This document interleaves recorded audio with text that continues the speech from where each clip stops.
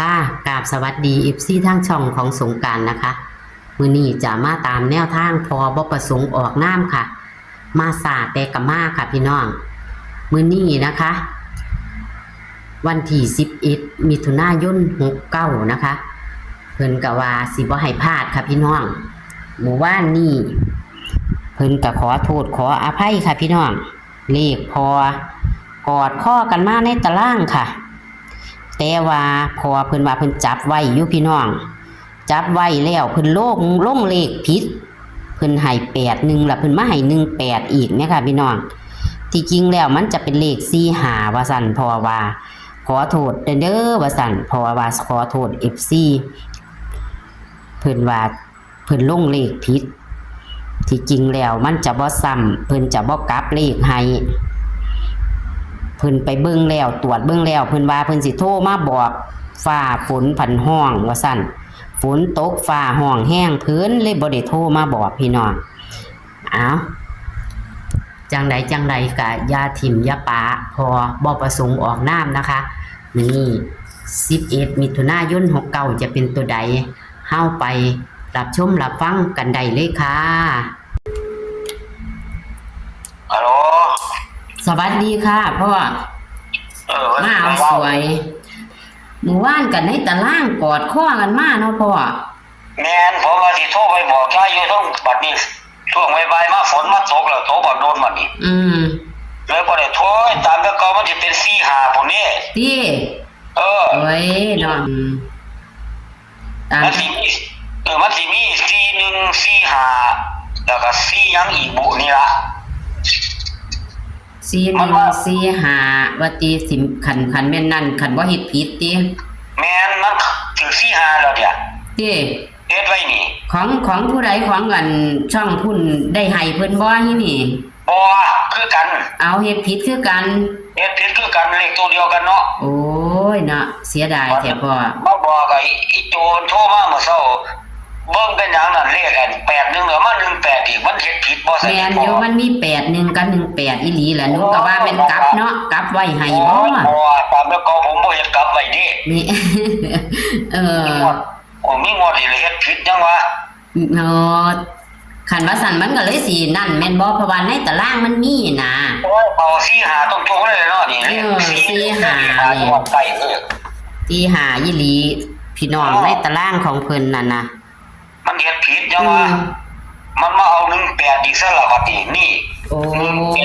181914ว่านี่แม่มาซ้ำตัวเก่ามาซ้ำตัวเก่าแม่แม่นั่นก็เลยสิกระถึกก็เฮ็ดไว้มันถูกแต่ว่าพันเขียนผิดเขียนผิดเอาใหม่บ่เอาใหม่เฮ็ดจังได๋ขอโทษด้วยจูซั่นเนาะมันผิดซั่นเนาะพอไปตรวจเบิ่งแล้วมัน81แล้วมันก็มี18อีกแม่นมันมี2อีหลีนั่นล่ะนั่นล่ะแม่บ่ได้ตรวจคือกันหนูก็บ่ได้ตรวจคือกันว่าหนูก็บ่นึกว่าพ่อกลับเลขให้พร้อมบ่ถ้าเขาเห็นเลขบ่เคยกลับจักเทื่อใหญ่อ๋อค่ะเอาใหม่บ่เลขในตารางเขาอีกคือเก่าล่ะคันว่าจังซั่นมันเดินยาวอยู่เขาเลขในตารางมันบ่พลาดดอกใหญ่ค่ะเลขในตารางมันก็มี5มี0มี9 348แล้วก็7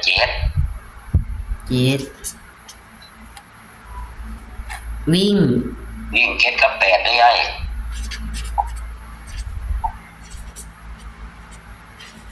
7กับ8ครับจับคู่นี่79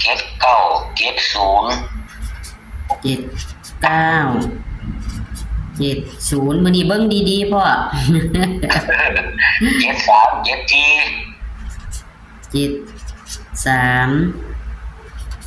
80 83 83 8487 8487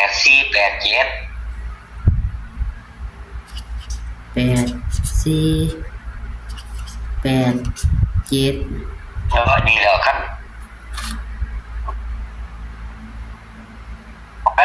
ง่ายบ่ทั่วอีกแม่นอีกว่าซ้ำอีกแล้วมื้อนี่กำลังสิอันนั่นบ่ผิดบ่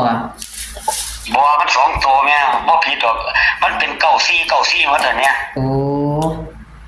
เขียนซ้ำ2ตัวนะ เขียนซ้ำอีกบัดนี้เป็น9093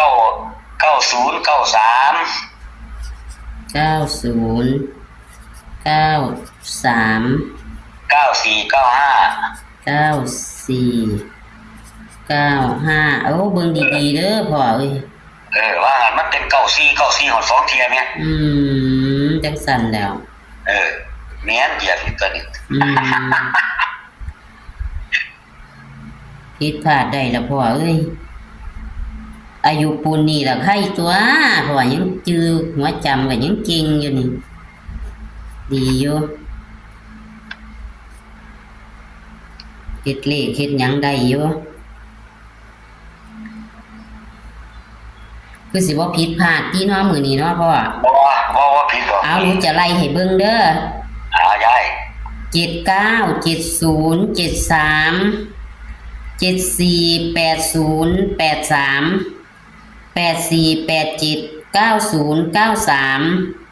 94 95ครับผมถูกต้องเนาะแต่ว่าบัดนี้ตัวนิ่นพ่อบัดนี้ตัวนิ่นมันนี่79 70 73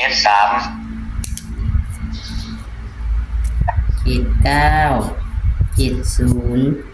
73ครับอันนี้ก็80 83 87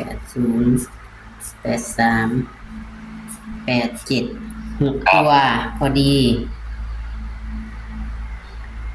โอ้เสียดายน้ำอยู่แล้วพ่อคันว่าสั่นกันเลยเฮาสิเดินยาวคักอยู่เนาะโอ้ยเสียดายนั่นแหละเนาะ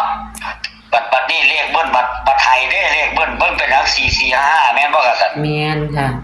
แม่นเห็นบ่เลขเบิ้ลให้4455อยู่มัน55ไปอยู่ตรงกลางหาเลยนั่นน่ะตามแต่เก่ามันก็เป็น45นั่นล่ะเพราะว่าในตารางมันมีหม่องกล้องอยู่นั่นตรงกันซ้ำนั่นแล้วตรงกันนั่นแม่น FC ไปจับเอานี่มันก็เข้าตรงๆแล้ววะเข้าแล้ว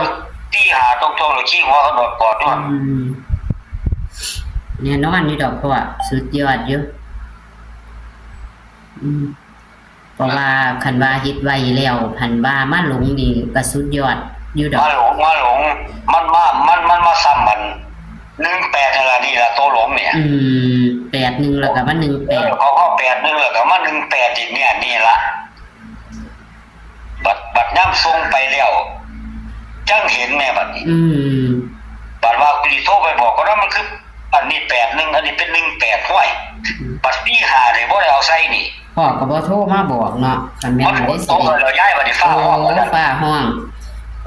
ตกบักโดนแม่นอยู่ดอกหมู่ว่านี่แม่นอยู่ทั้งหมูมันก็บ่ไกลกันปานใดมันก็ตกอีหลีนั่นล่ะบ่ได้โทรบอกอะไรโจกันยังว่านี่ถ้าเขาโอนเงินใหม่ค่า5น้อยน่ะเราบ่เซานี่มาน้อยก็เขาอยู่บ่เซาว่า5น้อยบ่ว่าได้4น้อยบ่ได้3น้อยนั่นพิเศษ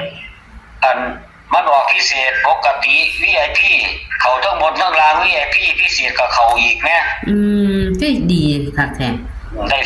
ด้4น้อยอยู่เมื่อวานนี่08ก็ได้แม่บัดนี้ก็16ก็ได้อีกลิ้นบ่เป็นดอกเพราะว่านู้นน่ะนั่นล่ะเขาก็ได้นำมันนี่ราคาประทูดอกดูก็ได้ดูแล้วผู้มีดวงแม่นบ่หั่นมันออกตัวเก่ามันออกได้ออกน้อยนึงเนาะออกน้อยนึงอีกแม่ยายค่ะอันนี้เลขวิ่งเฮาตัวใดพ่อเลขวิ่งเน้น7เด้อยายเน้น7เนาะค่ะครับอ้าวก็สิขอบคุณพ่อเด้บัดนี้ครับค่ะสิได้ฟ้าวลงนะคะแม่นค่ะเราบอก FC ได้ขอโทษ FC เนี่ยจับพี่เอ็ดมันมาแข่งมันมา2เที่ยค่ะอ้าวขอบคุณพ่อนะคะสวัสดีค่ะสวัสดีครับยาย อเพิ่นก็ขอโทษขออภัยเด้อค่ะพี่น้องเลขเพิ่นเฮ็ดไว้น่ะเพิ่นเฮ็ดถูกแต่ว่าเพิ่นมาลงเลขผิดคือ81แล้วก็มา18อีกพี่น้องตามปกติแล้วพอจะให้45เพิ่นเฮ็ดไว้จังว่าให้ช่องอื่นเขาเจ้าก็ได้โทรมาบอกให้กันอยู่ที่จริงแล้วมันจะมี45เพราะว่าในตารางมันก็มี45นี่ค่ะเลขวันที่10มิถุนายน69มื้อวานนี้นะคะเลขในตารางกอดข้อกันมา45ตรงกันเลยค่ะพี่น้องเพิ่นเลยขอโทษขออภัยเพิ่นเฮ็ดไว้อยู่เพิ่นเฮ็ดไว้แต่ว่าเพิ่นผันลงเลขผิดตามปกติเพิ่นสิบ่ซ้ำเพิ่นสิบ่มีกลับเพิ่นให้8118แม่ค่ะพี่น้องเห็นบ่นี่เพิ่นให้8118ที่จริงแล้วจะเป็นเลข45ว่าซั่นพี่น้องเพิ่นก็เลยขอโทษ FC ว่าซั่นว่ามื้อนี้คือสิบ่ผิดพลาดดอกมื้อวานผิดพลาด